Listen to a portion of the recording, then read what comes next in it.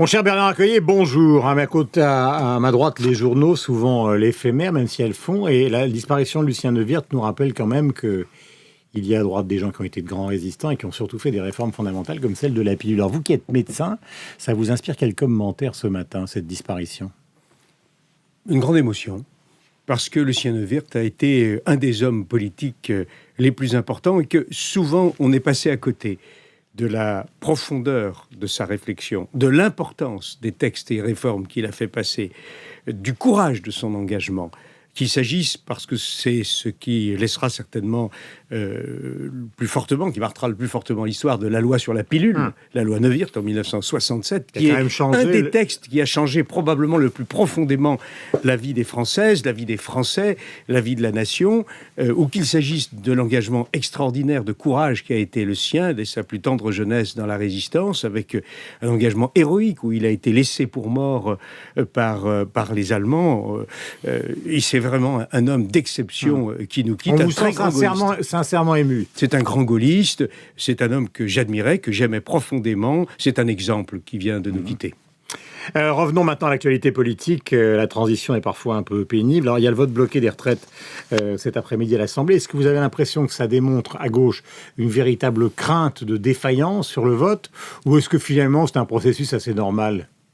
D'abord, rappelons que cette réforme des retraites n'en est pas une, que malheureusement, elle ne comble pas le trou béant qui s'annonce dans... Ils ont dit ça, la vôtre aussi. Dans les comptes, ce qui était faux, parce que c'est la crise qui fait qu'elle n'a pas été à la hauteur suffisante. Mais là, dès le départ, le gouvernement annonce qu'il manquera à peu près les 2/3 de l'argent qu'il faudrait. Mais deuxièmement, elle divise cette...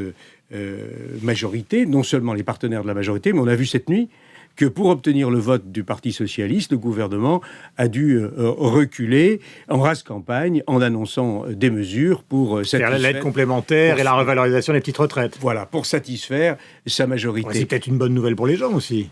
Ça, c'est une disposition. Ce qu'il faut regarder, c'est la manière et la situation dans laquelle se trouve le gouvernement. Ce gouvernement est aux abois, il a une majorité qui ne le suit plus. Et comme le pays est désarçonné, décontenancé, angoissé par une politique en particulier fiscale, illisible et qui écrase. Mais vous considérez que justement les deux petites avancées de Marisol Touraine, c'est une manière de faire un clin d'œil évidemment. Mais est-ce qu'il y a la moindre chance qu'elle ne soit pas votée par la majorité? Mais oui, bien sûr. Rappelons que en première lecture, le groupe socialiste a refusé, a voté contre un des articles essentiels de cette réforme. En deuxième lecture, elle a fait la même chose, et le Sénat l'avait rejeté, où la majorité est également de gauche. Donc bien entendu que le gouvernement n'avait pas le choix, et il a dû reculer une nouvelle fois, comme il l'a fait sur l'écotaxe, comme il l'a fait sur d'autres textes. Je voudrais qu'on reste un point sur cette réforme de retraite. Est-ce que vous trouvez normal, par exemple, qu'à la SNCF, je vais faire mon Jean-Jacques Bourdin, mais les gens partent à la retraite à 52 ans? Non, il reste encore de très graves inégalités. Pour les plus, la moyenne c'est 55 ans et ceux qui partent plus tôt c'est 52 ans. Non, il reste de très grosses inégalités. Mais vous n'avez rien fait, vous là-dessus. Mais nous avons avancé sur ce problème. Rien fait. Non, ça c'est faux. Nous avons avancé, mais nous n'avons pas été assez loin. Et ce gouvernement, quant à lui, refuse et même revient en arrière sur un certain nombre de dispositions. Si vous voulez, j'ai rien contre la SNCF. On a vu ce matin qu'il y avait à peu près les 3/4 des retraites des fonctionnaires qui étaient payées par les contribuables. C'est le rapport confidentiel que sort le Figaro. Tout simplement parce 37 milliards. Il n'y a pas de caisse de retraite des fonctionnaires de l'État. C'est un véritable scandale. La droite n'avait pas osé braver la CFDT qui, en 2003, refusait qu'il y ait une caisse de retraite qui soit créée. Et c'était à ce prix qu'elle soutenait la réforme Fillon.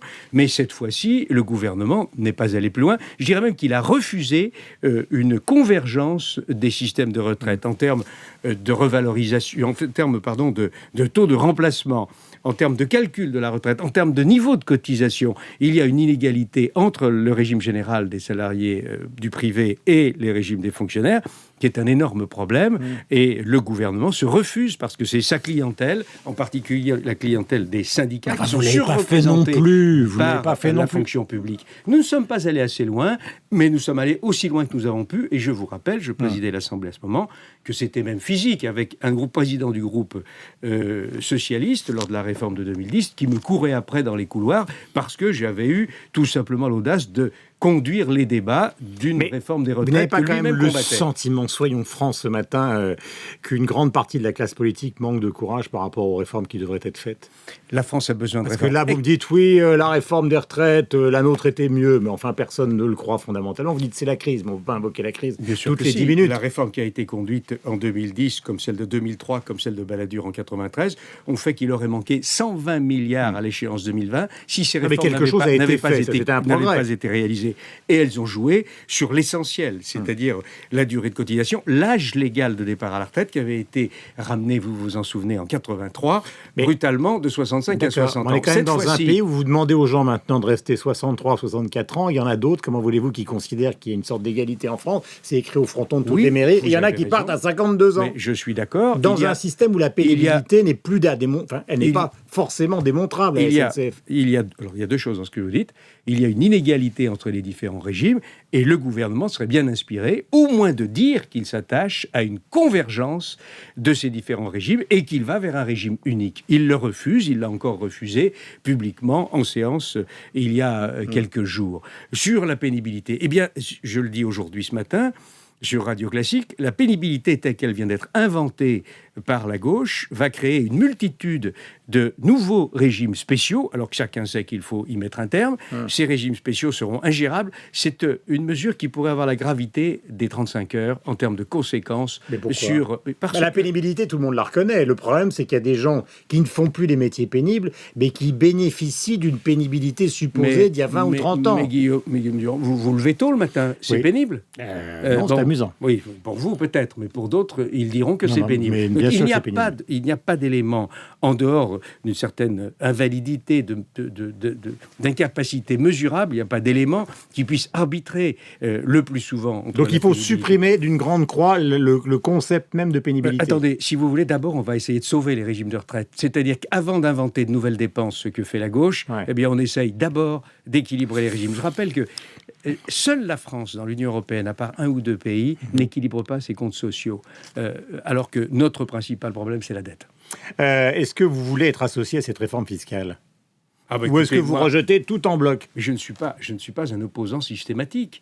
Il y a eu, il y a quelques mois, un texte sur un accord interprofessionnel entre employeurs et salariés qui apportait de la souplesse, des éléments de réponse à la crise pour lutter contre la situation de nos entreprises. Et je ne me suis pas opposé à ce texte. Lorsqu'il y a un article ou une disposition que le gouvernement propose qui me paraît positive, je la vote. Par contre, il faut bien reconnaître que l'essentiel des mesures qui sont présentées, qu'elles soient fiscales, qu'elles soient sociales, sont des mesures qui aggravent la situation. Mais est-ce que vous du pays. considérez Donc, ce matin, d'accord, mais est-ce que vous considérez ce matin que le fait de ne pas avoir été convié par Jean-Marc Ayrault est une erreur politique ? Il est évidemment surprenant que l'on commence par consulter les représentants syndicaux avant de consulter les partis politiques. Mais peu importe. Ce qui me paraît surtout important à dire... C'est une faute politique ou pas ? Oui, je le pense. S'agissant de la réforme des retraites, c'est que soit cette réforme... Vous parlez de la fiscalité, là. La réforme, pardon, de la fiscalité, excusez-moi.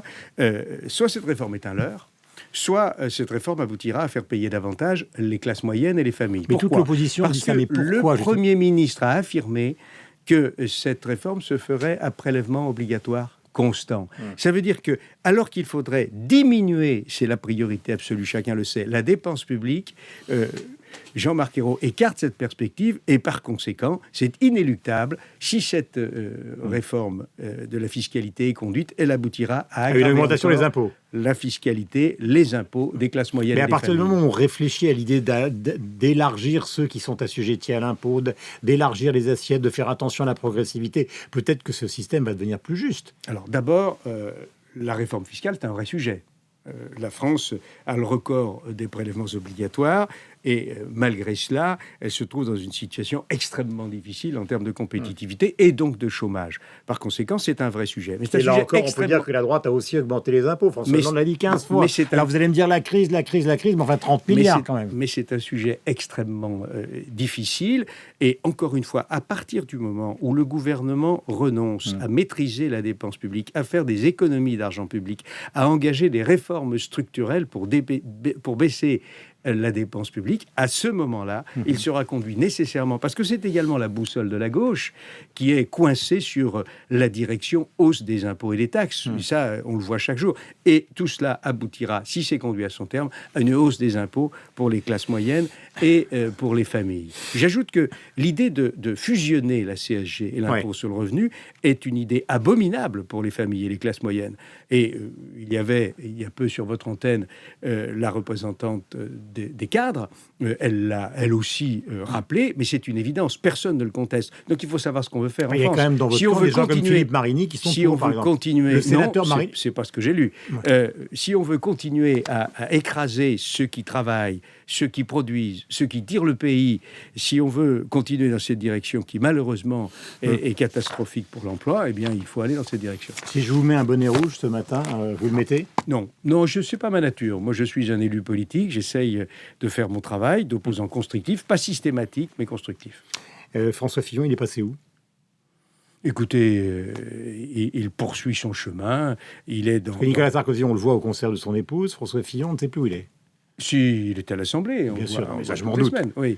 Bon, écoutez, il a pris un petit peu de recul. Mais je me pose cette question parce que vous, donc les grands dirigeants de l'opposition, vous avez quand même un problème de leader majeur qui n'est toujours pas réglé. Oui, c'est d'ailleurs assez classique. Après une double défaite électorale, les partis de gouvernement mettent toujours un certain temps à se remettre d'aplomb, mais l'UMP est au travail, elle prépare les municipales, et je fais confiance aux militants et aux dirigeants pour se redresser, répondre aux attentes des Français, ce qui n'est pas encore le cas, j'en conviens. Merci beaucoup Bernard Accoyer. Je rappelle que vous avez été président de l'Assemblée nationale. Merci d'être venu sur l'antenne de Radio Classique et de LCI. On retrouve Magali, Christophe et dans un instant Sophie Paolini. Bonne journée à vous. Merci.